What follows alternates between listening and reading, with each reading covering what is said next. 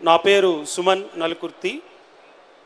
నేను 2025 మెగా డిఎస్సిలో school assistant విభాగంలో జిల్లా 2వ ర్యాంకు సాధించాను. మొదటిగా 2025 మెగా డిఎస్సి నిర్వహించిన కూటమి ప్రభుత్వానికి నా హృదయపూర్వక ధన్యవాదాలు తెలియచేస్తున్నాను. మరి ఈ యొక్క సమయంలో నేను గౌరవ విద్యాశాఖ మంత్రులు శ్రీ నారా లోకేష్ గారికి ఒక ప్రశ్న అడగాలనుకుంటున్నాను. సార్, మీరు ఆంధ్రప్రదేశ్ యువతకు 20 లక్షల ఉద్యోగాల కల్పనకు మీరు వాగ్దానం చేసి ఉన్నారు సార్. మరి ఆ యొక్క అచీవ్మెంట్ని సాధించడానికి మీరు ఏ రోడ్ మ్యాప్తో ముందుకు వెళ్తున్నారో మాకు తెలియజేస్తారని కోరుకుంటున్నాను సార్. మీ ప్రశ్నకు సమాధానం చెప్పడానికి sir himself is coming to you. Put your hands together. చాలా మంచి ప్రశ్న అడిగారు. యువగలం పాదయాత్ర చేసినప్పుడు బహుశా చిత్తూరు జిల్లా గంగాధర్ నెల్లూరు కాన్స్టిట్యున్సీలో నైట్ హాల్ట్ ముందులో చివరి గ్రామానికి వెళ్ళా. ఆ గ్రామానికి వెళ్ళినప్పుడు మోహనాన్ ఒక తల్లి కూర్చుని బోండాలేస్తుంది.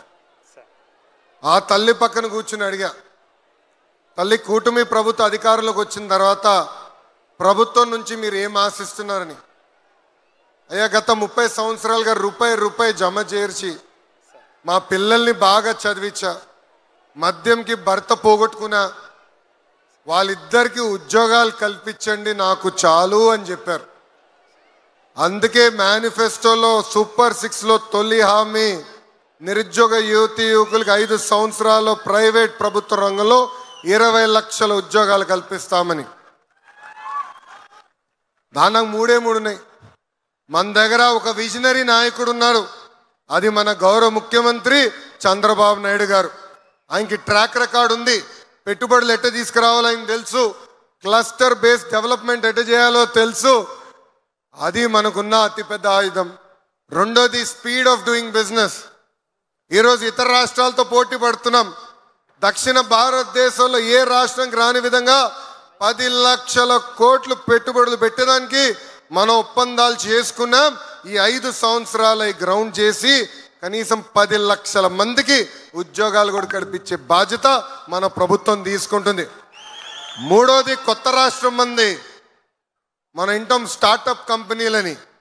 ఆ స్టార్టప్ కంపెనీలు ఎందుకు సక్సెస్ అవుతాయి? వాళ్ళకు ఒక కసి ఉంటుంది, ఆకలి ఉంటుంది సక్సెస్ చేయాలని. అదే కసి ఆకలి మన రాష్ట్ర ప్రభుత్వంలో పనిచేస్తున్న గౌరవ ముఖ్యమంత్రి గారు కానివ్వండి, ఉప ముఖ్యమంత్రి పవన్ అన్న కానివ్వండి, ఎమ్మెల్యేలు కానీ మంత్రులు కానీ అందరికి ఆ కసి ఉంది. పెట్టుబడులు తీసుకొచ్చడానికి కసి ఉంది. అహర్నిశలు కష్టపడతాం. నిరుద్యోగ యువకులకి ఉద్యోగాలు కల్పించే లక్ష్యంతో మేము పనిచేస్తాం.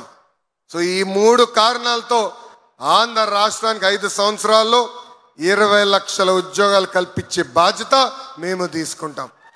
Thank you.